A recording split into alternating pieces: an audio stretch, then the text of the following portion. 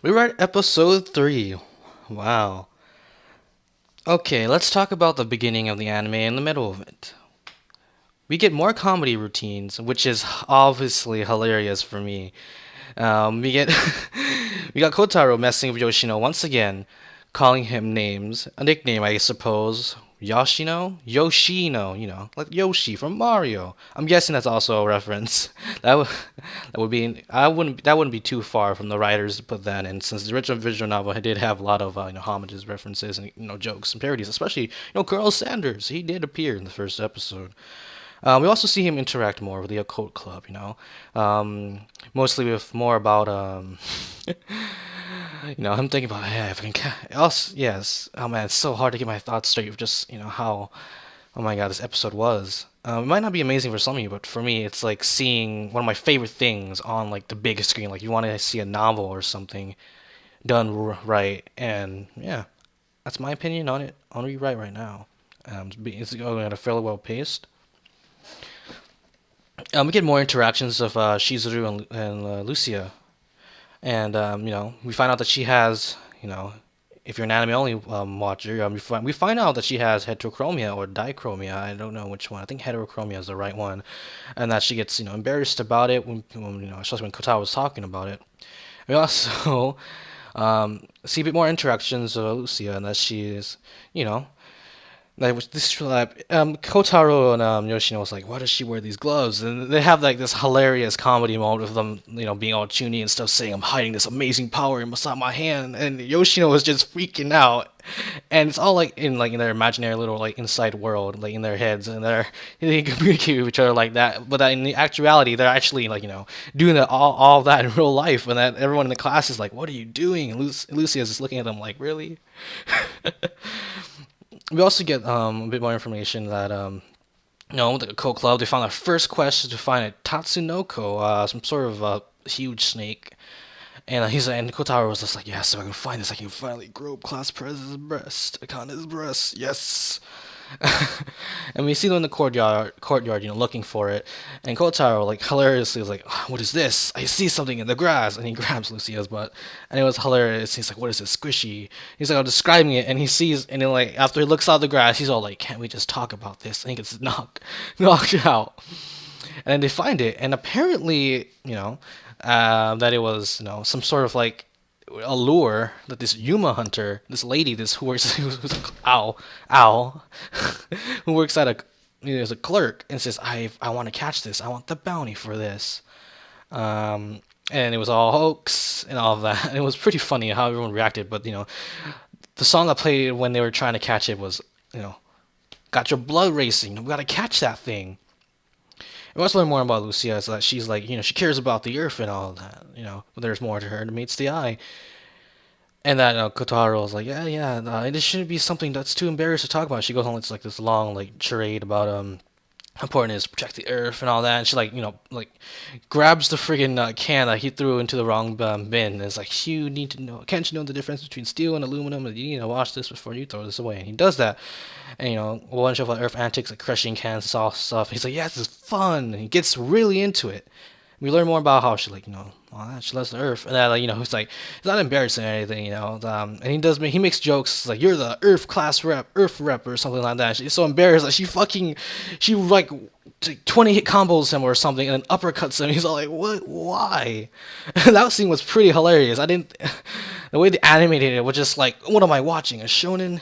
Oh my god. Then we find out that he got knocked out for the rest of the day, and he walks home and he sees the ghost girl and like this giant dog that's chasing after her. I think. And he's all like, "What's this?" So I know this is dangerous, but I need to get to the bottom of this if I want to find out why this hunting's been going on.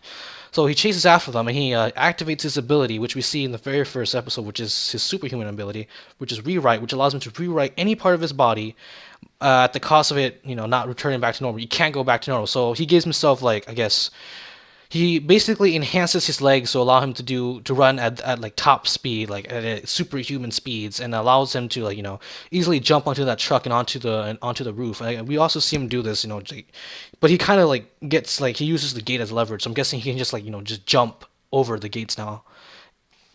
We also see this person, a blonde person, who I already know who he is. I'm pretty sure, and he summons that dog, another dog thing that chases after him, and he runs away. He also survives. He jumps off the building, which I think is 2 or 3 stories, and it doesn't really hurt him, and he goes off running. And we see him being chased all around, and we also see him like go into this abandoned building, I guess, and he goes into the subways, and then like he gets chased out onto this cliff, and he gets attacked by the thing, and we also assert that besides of Kotaro's comedic nature and trollish nature, he's also a bit of a coward. He's all like, "Someone save me" and all that, and he as the thing's about to kill him, we see. Oh, I also forgot to mention Otori Sakia, or just Sakia. Oh my god.